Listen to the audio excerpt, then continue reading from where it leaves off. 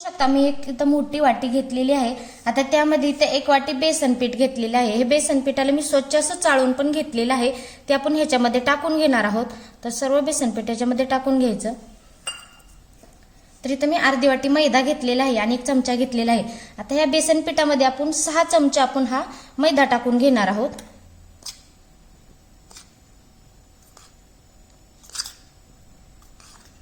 तर इथे बघू शकता मी 6 चमचे मैदा टाकून घेतलेला आहे। आता ह्याच्यामध्ये काय करायचं, चवीनुसार मीठ पण टाकून घ्यायचं। तर हाताच्या साहाय्याने असं पीस करून टाकायचं। आणि इथे मी सोडा घेतलेला आहे, अर्धा चमचा सोडा घेतलेला आहे। तर काय करायचं, चिमटनं असा टाकून घ्यायचा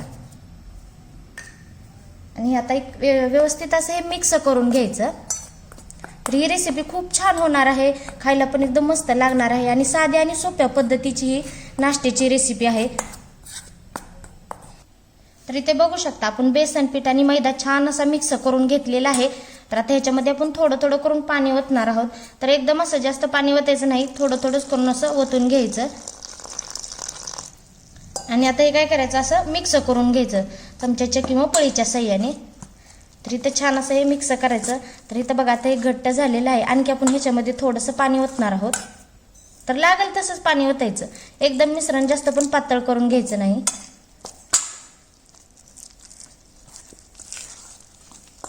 तर ते इथं बघा आपण जसं जसं पाणी ओतन तसं ते थोडंसं घट्ट होतं। तर ह्याच्यामध्ये मी आणखी थोडंसं पाणी ओतणार आहे।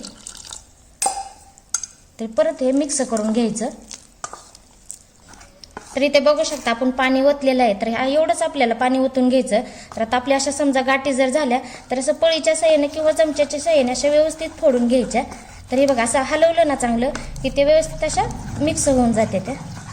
तर हे चांगलं असं हलवत राहायचं, जितकं तुम्ही चांगलं हलवून घ्याल ना तितकं मिश्रण छान तयार होतं।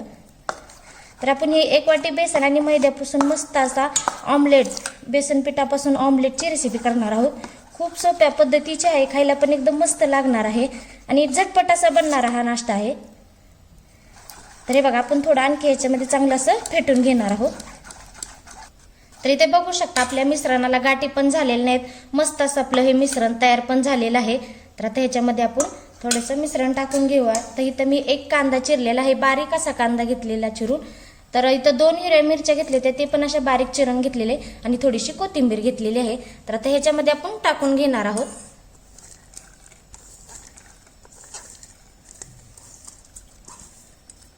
आणि कोथिंबीर पण ह्याच्यामध्ये टाकून घ्यायची। तर आता हे सर्व असं मिक्स करून घ्यायचं। तर आपण इथं मीठ चेक करून घ्यायचं, इथं जर समजा मीठ कमी असलं तर ह्याच्यामध्ये मीठ पण टाकून घ्यायचं आणि तुम्हाला जर वाटलं ह्याच्यामध्ये सोडा कमी आहे तर थोडासा सोडा पण ह्याच्यामध्ये तुम्ही टाकू शकता। तर इथं बघा मस्त असं आपलं हे मिश्रण तयार पण झालेलं आहे। तर इथं गॅसवरती एक मी पॅन ठेवलेला आहे, पॅन पण आपला गरम पण झालेला आहे। त्यामध्ये आपण थोडंसं असं तेल लावून घेणार आहोत। तर असं थोडंसं तेल टाकून घ्यायचं आणि पसरवून घ्यायचं व्यवस्थित असं। तर आता हे पसरून घेतल्यानंतर आता आपण ह्याच्यामध्ये मिश्रण टाकून घेणार आहोत। तर जे आपण मिश्रण तयार केलेलं आहे ना ते असं ह्याच्यामध्ये सोडून घ्यायचं।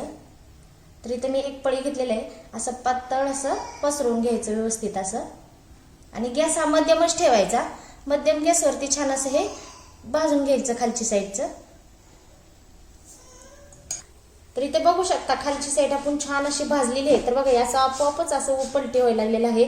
तर आता ह्याला काय करायचं, वरून थोडंसं हाताच्या साहाय्याने असं तेल लावून घ्यायचं, जास्त पण तेलाची गरज नाही इथं। तर आपण हाताच्या साहाय्याने असं पलटी करून घेणार आहोत। तर बघू शकता किती मस्त असं भाजलेलं आहे, दिसायला पण इथं एकदम खरपूस असं दिसले, भारी दिसतंय ना। तर आता वरून थोडंसं असं तेल लावून घेऊया आणि खालची साईड पण तशीच आपण भाजून घेऊया।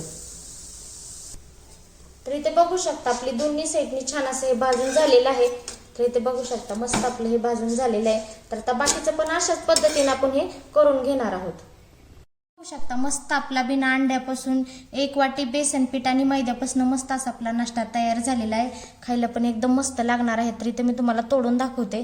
तर एकदम छान झालेला हा नाश्ता आहे, तुम्ही लहान मुलांच्या डब्याला पण हा नाश्ता देऊ शकता। तर बघा माझा व्हिडिओ जर तुम्हाला आवडला तर कमेंटमध्ये मला नक्की सांगा। चला तर मग भेटूया पुढच्या रेसिपीमध्ये, तोपर्यंत धन्यवाद।